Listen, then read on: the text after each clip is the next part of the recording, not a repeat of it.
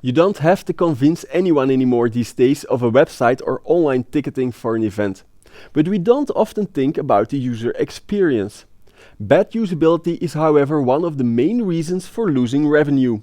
Karel Gillis is a usability expert and explains how you can make your website more user-friendly and at the same time sell more tickets. Hi Karel, welcome to our studio. Usability is a topic of today, but what's wrong with our websites for the event industry? Well, I don't know what exactly is wrong, but there are so many things that can go wrong on a website, from the homepage to a landing page to the checkout. Many things, and most people don't realize it, or most owners of websites don't realize it. But like what? For example, a landing page. Someone comes on your website, has done a search in Google, and he enters on a landing page, and I think especially in the event world, people like to show big photos, and the first thing you see on the page, nice, it's very nice, but you see a big photo, and most of the times that photo isn't very helpful. And as a user, I want to see the title of the event, I want to see when, the date, and I want to see the price, and then the photo. But don't start with a photo, because then the first thing I need to do is to scroll. And you have to realize that the average visitor, it will take him only on average 2 seconds when something in his subconscious will decide, I'm going to stay on this website or I'm going to go back to Google. And it's that in that 1 or 2 seconds that you have to grab the attention of your visitor. Only 2 seconds? Oh yeah, and that's the longest. The average seems to be 0.4 seconds. To decide whether they stay? Yeah, and it's not a rational decision. It's unsubconscious, and that's to do with the look. So the look. But then you would think a photo. Photo would help. But the photo is like, yeah, it's a photo, but it's.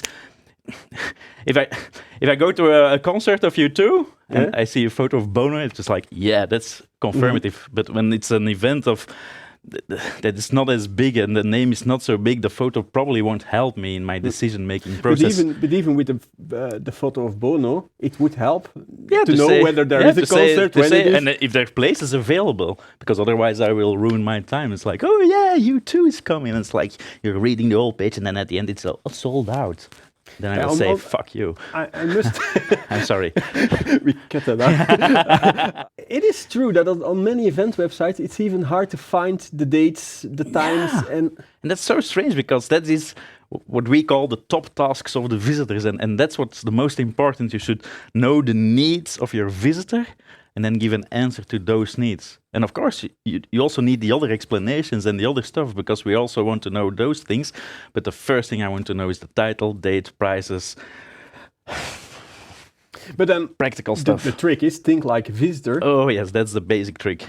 And yeah, most of us just think, what do we have to tell? Yeah, that's it took me many years to realize that the basic question that most people ask when they're creating their website, or when a designer is making a website or a web agency is making a website, they will always ask the client, what is the goal of your website? So the client who's making the website will say, yeah, what is the goal of my website? And the question was wrong, because it's my website, and probably you will end up with what I call an egocentric website. And it's just a small change, but the basic question should be, what is the goal of the visitors to your website? And if you put yourself in the mindset of your visitor, I think that maybe 70% of all usability problems that have to do with content will evaporate. Suppose we made that ugly looking website? No, it doesn't have to be ugly. But ugly is, well, maybe in the event, but it's not really a problem. If you look at maybe I think it's still the most visited homepage ever, the one of Google. I don't think there are many people going to bed every night saying like, oh, I love the design of Google. Yeah. Facebook is immensely popular. It's not the most beautiful design in the world. Amazon is not the most beautiful e-commerce website. Maybe even the ugly as well. And eBay and stuff like that. And I'm not promoting ugly, but the practical stuff seems to be more important than the beautifulness. But what do they do then differently? I think they answer the needs of the visitor. If you go to a hotel page on Booking.com or a product page on Amazon, the first thing you see is the title, you see the price, you see the number of reviews, you see an average score of the visitors, you see maybe 2 or 3 highlights of the products, you see a product shot, availability, they tell you when can they deliver, the price, and a big buy button. And those 10 elements are just there, bam. You don't have to scroll, you don't have to think, it's like, it's there. And I'm not saying that everything should be above the fold and things like that, but the basic information should be there. We have that website, we did our thinking, then the next step is ordering the tickets. And then you start in the flow. Yeah. But most people stop halfway. But especially if it's a flow like that, people will stop. But first go back to that page, because there's one very important element before you enter the flow. That's your big call to action button. There are some problems already there, and I think one of the most common problems is that designers, they want the page to look beautiful and they want everything to blend in. So they make a call to action that blends in the environment of the page, with the results that it doesn't grab attention, and your call to action should stand out. The color should be completely the opposite of the base color of the page. And then the call to action itself, the wordings on it should be very, very clear, like get your tickets now. The word now, it's incredible what it does.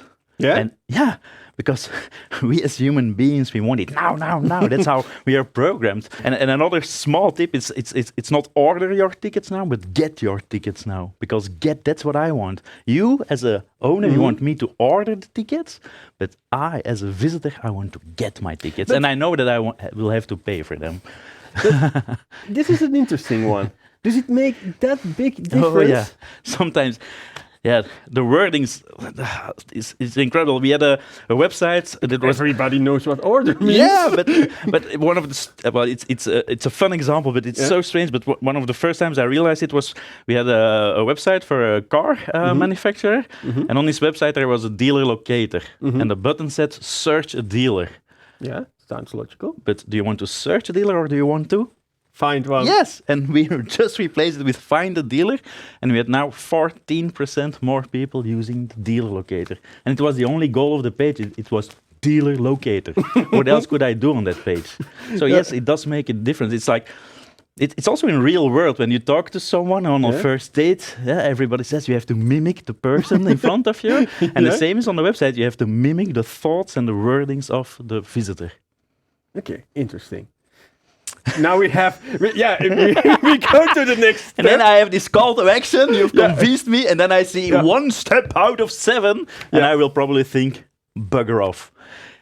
You have to make the process as short as possible. Yeah, but as an organizer, you need some information. You want a lot of information. Do you need all that information? The first question you have to ask yourself is, what do I think that the visitor is prepared to give in return for his order? And maybe you should start with the basic stuff, and once he is a client, then you can try to gather more and more information later on. And if you have a multi-step process and you want a lot of information, then there's a small tip, but a very important one, and you can see it at Booking.com. I think the Booking.com process is only 2 steps. The first step, they ask you for my first name, last name, and email address. I know my first name, I know my last name, and I know my email address. And I will start to fill in the form. And then I think, whoa, it's only 1 of 2 steps, and they only ask 3 things. And I start and I push enter, and then the second screen is blah, and you have to give a lot of information. But there are 2 things going on. First, psychology. I've started to fill in a form, and there's something in the human brain that says when I start something, I want to finish it. And the second thing is, when you give up as a user, what does Booking.com have from you? Your email address. Yeah. And they can start mailing. And then after 20 minutes... You didn't finish. After 20 minutes you will receive a first mail from them. Yeah. Oh, dear Kevin, I'm so sorry, but apparently something went wrong with your order. How can we help you? Yeah. And that's also things you can do. So make your process short and make it look as short and easy as possible. Always start with the easy questions. Email address is easier. And at the end, ask for the difficult things. Do you want also to buy a parking ticket, or do you want an upgrade? It's like difficult stuff. At the end. At the end or after your process. That's something we did in the travel industry. They also, when they sell a journey, a trip, or a holiday, they also want to sell an insurance and to a rental car. But if you start asking those questions, people start thinking like, a rental car, and then they start Googling for other things, and then you've lost the deal. So what we now do is let people order their basic holiday, and then when they've finished, and I have received their money, then I will start selling to upgrade. And in the holiday, in the travel sector, you have most of the times about 6 months between they order a trip and the final trip. So you still have some time. You have 6 months to sell upgrades. Yeah. And I think in the events, that's also an idea. Start selling your upgrades later on. First, take the money and run doesn't sound very user-friendly, but it's better than to have some conversions than no conversions. Yeah, that's true. And what's your opinion on user registrations? Don't that's make easy. it. If you come back, you can just log in. But it can be easy, but most of the time registration is again driven by the company. Oh, then we have a single database and a single point of contact. But for users, it's sometimes very difficult. For example, me, I'm old, and I go to a concert twice a year, maybe, and then I go to a website, and then I start filling in the form, say, log in or you register. I don't know, and I start logging in. No, not logging in. I start filling everything, and then at the end, say, oh, this email address already exists. Please try again and use your registration. And I'm going like, what's my username? And what password did I use on this website? So do the same thing as Booking.com. They have an optional registration. You can always check out as a guest. That's the basic stuff. And then at the end, they send you an email, say, hey, Kevin, to make your life easier, you just click on this link and then we will make an account for you. And by making an account, you can always receive your tickets, print them again, and next time you buy something from us, you will be first in line. And then that's an advantage. Yeah. And now it's always like, oh no, registration. It's the same thing if you go to a shopping mall and you go at the end and the people have the lady or the man sitting there at the cash desk, cash register say, can I have your password please? And your username. And you're like, oh! Yeah. That's one of my basic advices. Don't do anything on your website you don't like on other websites. And as an event planner, can you have a critical look at your own website, or do you always need an expert like your... Yes. Yeah, you will say yes, of course, but... You always need me. Everybody needs me. No, you can...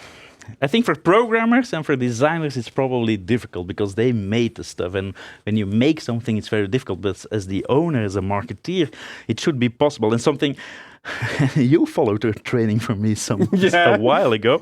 And something I always see, if people are sitting in a classroom and they look at their own website on a big screen, sometimes they realize like, oh no, what did I do there? Yeah. So I sometimes give the basic advice, really sit back from your website with your foot on the desk and look at it, and maybe you will see some strange things. Yeah.